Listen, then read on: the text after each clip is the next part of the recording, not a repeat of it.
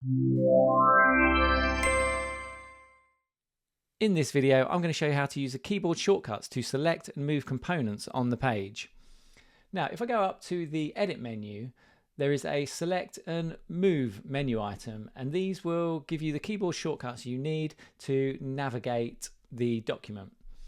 Now, we're going to start with Select, and we're going to look at selecting up and down the component tree. So what I can do, I'm currently on the features, and if I hold down Option and push down, it will select, or push up, it will select the next component at that level. But what I want to do, I want to go down a level, so I can push right and you'll see my selection goes down to the next item. And if I push right again, it goes down another level, and I can go back up a level by pushing left, and this is Option left and Option right, remember? So I can navigate through these and go down another level and back out. And when I'm at that level, at the level I want to be, I can hold down Option and move the cursor up and down, and that will move me in at that level of the tree. And when I want to come back out of there, I obviously have to push the left and right arrow keys to navigate that.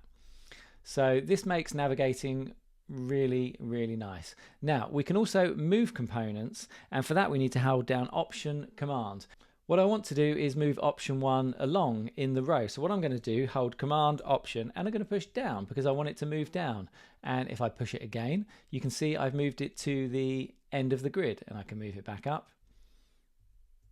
This is really nice. And if I want to move it out a level, I can keep holding Command Option, and I can push the left key, and that will move it back up the tree a level. And if I want to move it back in, press the right key, and there it is, and then I can move this back to the position I want.